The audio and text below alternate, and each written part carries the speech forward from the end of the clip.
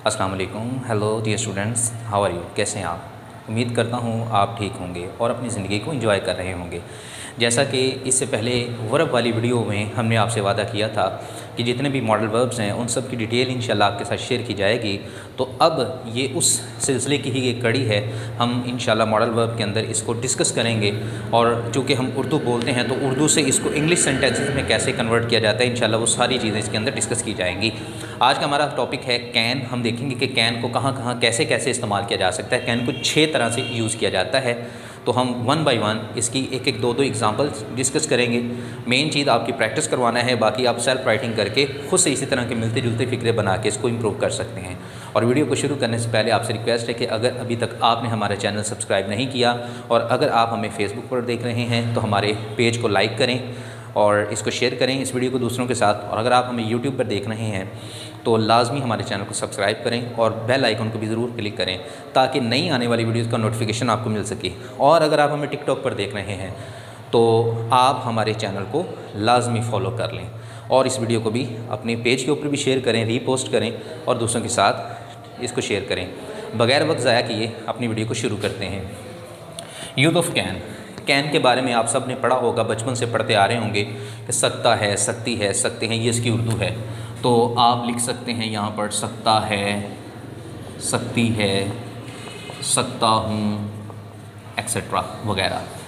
अब हम इसको वन बाय वन इसको डिटेल से डिस्कस करेंगे कि इनको हम इंग्लिश सेंटेंसेस के अंदर कैसे यूज़ करते हैं। तो फर्स्ट है काबिलियत के इजहार के लिए।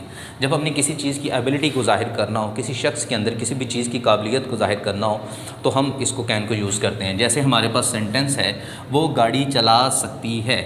ओके जी। तो इस फ़िक्रों को बनाने से पहले हम फ़र्स्ट ऑफ़ ऑल देखते हैं इसको कैसे करना है। देखें, सबसे पहले इसके अंदर जो हमने अपना सब्जेक्ट ढूंढना है, सब्जेक्ट है शी, ठीक है, वो सकती है तो ज़ाहिर बात है किसी फ़ीमेल की बात हो रही है तो हमने लिखा प्रोनाउन शी। उसके बाद हमने अपना मॉडल वर्ब यूज़ करना है कैन। उसके बाद हमने जैसे अभी वर्ब के अंदर भी हमने जिक्र किया था, दोबारा से आपको रिवाइज़ करवा देता हूँ। मॉडल वर्ब्स के अंदर मॉडल वर्ब के साथ हमने first form of verb use करनी है, कोई SES नहीं लगाना और इनके बाद टू भी यूज़ नहीं करना। तो ये देखें शी कैन। अब हम अपनी यहाँ पर मेन वर्ब लगाएंगे, चलाना, ड्राइव, और then we will put our object. क्या चला सकती है? गाड़ी, she can drive the car. ये फिक्रा कंप्लीट हो गया। ओके जी। यानी इसके अंदर हमने अपना सब्जेक्ट यूज़ किया, अपना मॉडल वर्ब यूज़ किया, अपनी मेन वर्ब यूज़ की और उसके बाद हमने अपना ऑब्जेक्ट यूज़ कर दिया। अली इंग्लिश बोल सकता है तो सब्जेक्ट है अली, उसके बाद सकता है कि इंग्लिश आ गई कैन, उसके बाद अब मेन वर्ब आएगी बोलना की स्पीक, और then we will put our object English. तो ये था 2 एग्ज़ाम्पल किसी की काबिलियत को ज़ाहिर करने के लिए। अब आते हैं किसी इजाज़त लेने या देने के लिए भी कैन का इस्तेमाल किया जाता है। जैसे आपके सामने एग्ज़ाम्पल है, क्या मैं आपका कलम इस्तेमाल कर सकता हूँ? तो डेफिनेटली हम किसी से इजाज़त ले रहे हैं। तो इस फ़िक्रे के अंदर इजाज़त लेने का जिक्र है। तो अब सवालिया फ़िक्रा है, तो ये जो कैन है ये शुरू में आ जाएगा। हम लिखेंगे कैन, उसके बाद सब्जेक्ट है आई, ठीक है, आई हमेशा कैपिटल लिखा जाता है, जहन में रखें। उसके बाद इस्तेमाल करना, ये नहीं हमने मॉडल वर्ब यूज़ कर लिया। हमने ये देखें जब ये चीज़ शुरू में आ गई तो सब्जेक्ट यहाँ पर आ गया, मेन वर्ब लगाएंगे, इस्तेमाल करना यूज़, अब आपका योर, और उसके बाद कलम पेन, और एंड पर इंटेरोगेटिव सवालिया निशान। आप यहाँ खड़े नहीं हो सकते हो, यहाँ हम किसी को इजाज़त नहीं दे रहे। तो इस फ़िक्रे में इजाज़त देने के जिक्र हो रहा है तो अब हम लिखेंगे you can not stand hair. आप यहाँ खड़े नहीं हो सकते हो, you can not stand hair. एक पॉइंट यहाँ पर जहन में रखें, कुछ बच्चे कैन नॉट अलग-अलग करके लिखते हैं, ये मेथड गलत है। कैन नॉट को हमेशा मिला कर लिखना है, ठीक है। बेहतर है कि आप इन दोनों की निस्बत आप कांट यूज़ कर दें ताकि ये अलहदा वाला चक्कर ही ख़त्म हो जाए। आप कांट भी यूज़ कर सकते हैं, एवरी इसका जो है वो कॉन्ट्रैक्शन यूज़ कर सकते हैं। ये पॉइंट आप देखें, नज़र आ रहा होगा आपको, बहुत ही एक इंटरेस्टिंग है कि हम बाद औक़ात कैन का इस्तेमाल सवालिया अंदाज़ में करते सवालिया अंदाज़ में, लेकिन वो जुमला सवालिया नहीं होता। हम ये जानना चाहते हैं कि कोई शख्स ये काम कर सकता है, बल्कि हम ये चाहते हैं कि वो ये काम करे, ठीक है। और ऐसे फ़िक्रे के आखिर पे सवालिया निशान नहीं लगाते। ये देखें एग्ज़ाम्पल है, क्या तुम बराए मेहरबानी एक चाय का कप बनाओगे।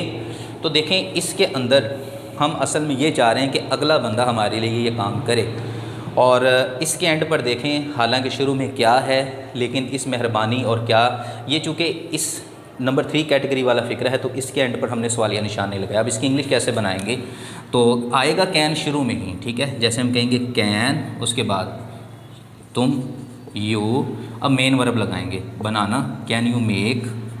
अब ऑब्जेक्ट लगा दें, क्या बनाना है, एक चाय का cup, a cup of T, ठीक है। क्या क्या बराए मेहरबानी एक चाय का कप बनाओगे, can you make a cup of tea, comma, और बराए मेहरबानी की इंग्लिश हम लिख देंगे प्लीज़, और आखिर पर फुल स्टॉप लगाएंगे, सवालिया निशान नहीं लगाना, क्योंकि इस फ़िक्रे के अंदर हम असल में ये चाह रहे हैं कि अगला बंदा हमारे लिए ये काम करे। नंबर 4, अगर कोई काम ना हो रहा हो किसी से तो वहाँ भी कैन का इस्तेमाल किया जाता है। जैसे उससे मोटरसाइकिल स्टार्ट नहीं हो रही, या जैसे आप कहते हैं कि उससे लाइट ठीक नहीं हो रही, उनसे हुकूमत नहीं चल रही, इस तरह की फ़िक्र है, तो इनके अंदर भी कैन का यूज़ किया जाता है। अब हम देखें, हम लिखेंगे उससे मतलब कोई शख्स है तो हम लिखेंगे ही, ठीक है। उसके बाद ये वर्ड हम यूज़ करेंगे कांट, ही कांट, उसके बाद स्टार्ट करना, he can't start the motorcycle.